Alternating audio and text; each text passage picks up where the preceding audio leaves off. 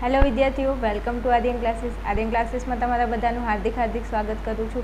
ચલો વિદ્યાર્થીઓ, ફટાફટ તમારું ગુજરાતીનું પેપર છે અને ગુજરાતીના પેપર સ્ટાઇલની અંદર વિભાગ એ અને બીની અંદર જે હેતુલક્ષી પ્રશ્નો પૂછાય છે, જે તમને વિકલ્પોમાં આપેલા હોય છે અને 3 માર્ક્સના પૂછાય છે એ અને બીમાં. તો આજે આપણે એના મોસ્ટ આઈએમપી ક્વેશ્ચન જોવાના છીએ.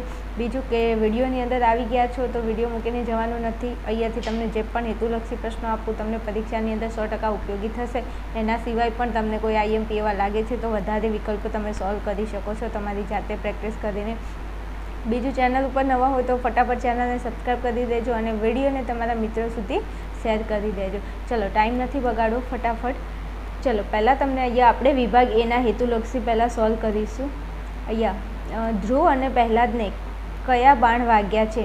ભાઈ, ધ્રુવ અને પ્રહલાદને કયા બાણ વાગ્યા છે? તો ધ્રુવ અને પ્રહલાદને રામબાણ વાગ્યા છે. તમને ખબર હોય? ચલો પછી, ઠંડી રાત્રે કોનો વિહામણો અવાજ સંભળાય છે? ભાઈ, ઠંડી રાત હોય, અડધી રાત્રો હોય, ત્યારે તમે પાઠની અંદર ભણ્યા હોય તો તમને ખબર હશે કે કોનો અવાજ આવે છે? શિયાળવાનો. કોનો?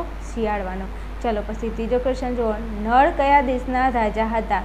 ભાઈ, આપણને ખબર છે દમયંતી સ્વયંવરની અંદર નળ કયા દેશના રાજા હતા? તો નિષદ દેશના રાજા હતા. ચલો પછી આગળ. ચલો, શ્રીહરિ ક્યાં વ્યાપેલો છે? કે વિદ્યાર્થીઓ, આપણા જે શ્રીહરિ છે એ કઈ જગ્યાએ વ્યાપેલા છે? તો બ્રહ્માંડની અંદર વ્યાપેલા છે. કઈ જગ્યાએ? બ્રહ્માંડની અંદર વ્યાપેલા છે. ચલો પછી આગળ. ભાણી શું વેચીને પેટ ભરે છે? ભાણી શું વેચીને પેટ ભરે છે? તો ભાણી શું વેચે છે? બિચારી ચીભડા વેચીને પોતાનું પેટ ભરે છે. ઓકે, ચલો પછી આગળ છઠ્ઠો ક્વેશ્ચન જુઓ. નળ રાજાને અશ્વમંત્ર કોણે આપ્યો હતો?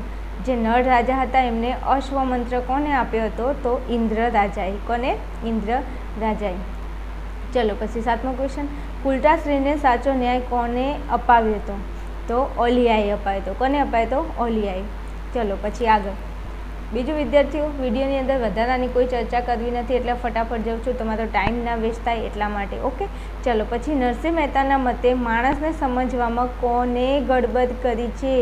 ભાઈ, કોકે ગડબડ કરી દીધી છે. કેમ? માણસને સમજવામાં. તો અહીંયા જો આ જે ગ્રંથો છે, ગ્રંથોએ ગડબડ કરી છે. કેમ? માણસને સમજવામાં.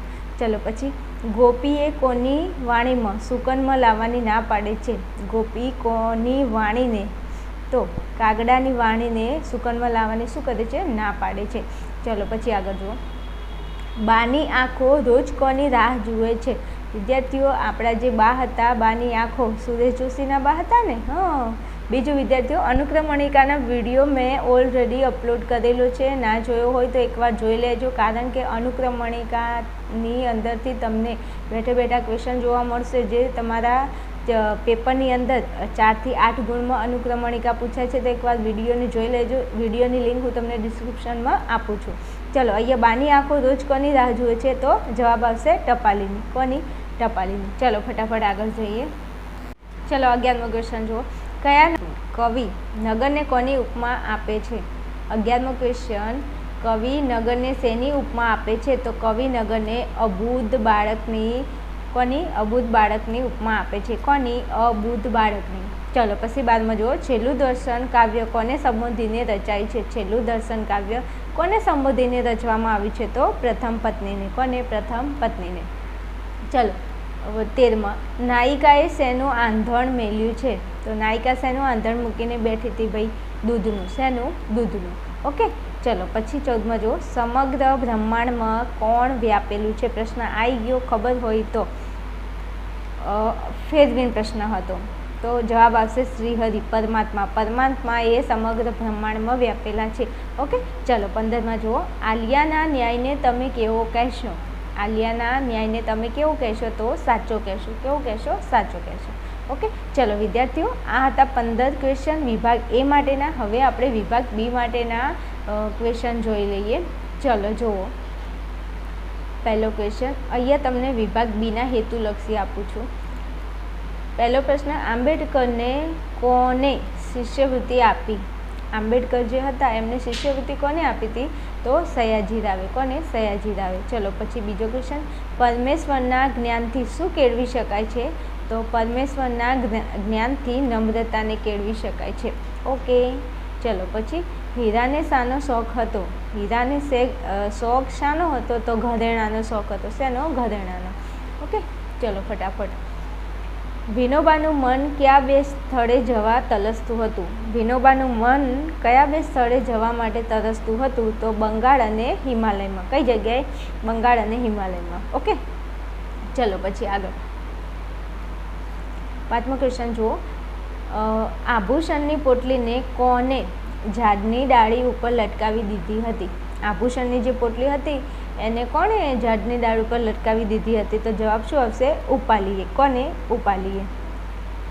ઓકે, ચલો પછી આગળ. ડૉક્ટર બાબા સાહેબ આંબેડકર જીવનની તત્વત્રયી કોને માને છે? આપણા બાબા સાહેબ આંબેડકર હતા, તમને ખબર છે કે એમને આપણા બંધારણમાં ખૂબ જ યોગદાન આપ્યું છે.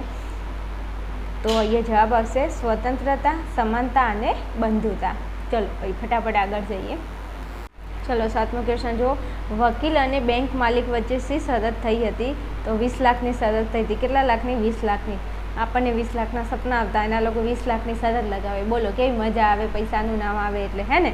ચાલો પછી 8મો ક્વેશ્ચન જુઓ. કોના કુળમાં યજ્ઞોપવિત લીધા પછી ગુરુને ત્યાં વિદ્યા પ્રાપ્ત કરવાનો રિવાજ હતો? એટલે જવાબ શું આવશે? શ્વેતકેતુના. શ્વેતકેતુના કુળમાં યજ્ઞોપવિત લીધા પછી ગુરુને ત્યાં વિદ્યા પ્રાપ્ત કરવાનો રિવાજ હતો. ઓકે, ચાલો પછી 9મા ક્વેશ્ચનમાં જુઓ. કોના મતે બિરંજ સુવર્ણના કટોરામાં ઉત્પન્ન થાય છે? કોના મત મુજબ બિરંજ સુવર્ણના કટોરામાં ઉત્પન્ન થાય છે? તો અહીંયા જવાબ શું આવશે? અનિરુદ્ધના. જવાબ શું આવશે? અનિરુદ્ધના. ચલો પછી આગળ જુઓ. શ્રી કૃષ્ણે કોને કૌરવોના મૃત્યુનો શોક છોડી દેવા કહે છે? શ્રી કૃષ્ણએ કોને કીધું કે કૌરવોના મૃત્યુનો શોક છોડી દો? તો યુધિષ્ઠિર. જવાબ શું આવશે? યુધિષ્ઠિર. ચલો પછી 11માં જુઓ આગળ. ભોજાએ ઇનામમાં શું માંગ્યું? તો ભોજાએ ઇનામમાં શું માંગ્યું હતું? એક જોડી કપડાં માંગ્યા હતા. ઓકે, ચલો પછી આગળ જોઈએ. ચલો 12મો ક્વેશ્ચન જુઓ. ભોજાએ રહેઠાણમાં શું બનાવ્યું હતું? તો ભોજાએ રહેઠાણમાં શું બનાવ્યું હતું?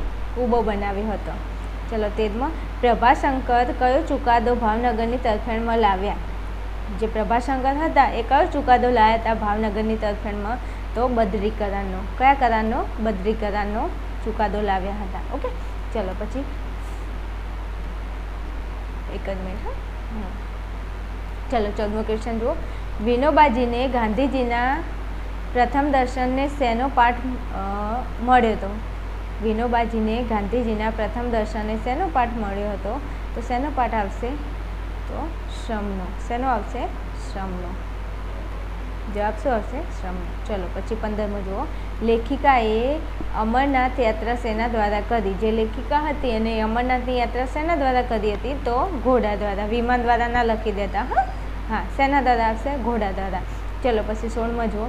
ગાંધીજીએ વિનોબાને પ્રત્યુત્તર રૂપે શું મોકલાવ્યું? તો નિયમ પત્રિકા. શું મોકલાવ્યું હતું? નિયમ પત્રિકા. ઓકે, ચલો પછી આગળ જુઓ. 17મા ક્વેશ્ચનમાં. ઉપાલીને પહેલાં દીક્ષા કોને આપી હતી? તો ઉપાલીને પહેલાં દીક્ષા કોને આપી હતી? તથાગતે આપી હતી. કોને આપી હતી? તથાગતે આપી હતી. ચલો વિદ્યાર્થીઓ, આ હતા આઈએમપી ક્વેશ્ચન વિભાગ એ અને બી માટે. જો તમને એવું લાગે છે તો થોડા આઈએમપી ક્વેશ્ચન તમે વધારે કરી શકો છો. બીજું વિદ્યાર્થીઓ, ચેનલની અંદર નવા હોય તો ચેનલને સબસ્ક્રાઈબ કરી અને વિડીયોને તમારા મિત્રો સુધી શેર કરજો. ઓકે, ચલો મળીશું નવા વિડીયોમાં. ત્યાં સુધી જોતા રહો આર્યન ક્લાસીસ. જય હિન્દ, જય ભારત.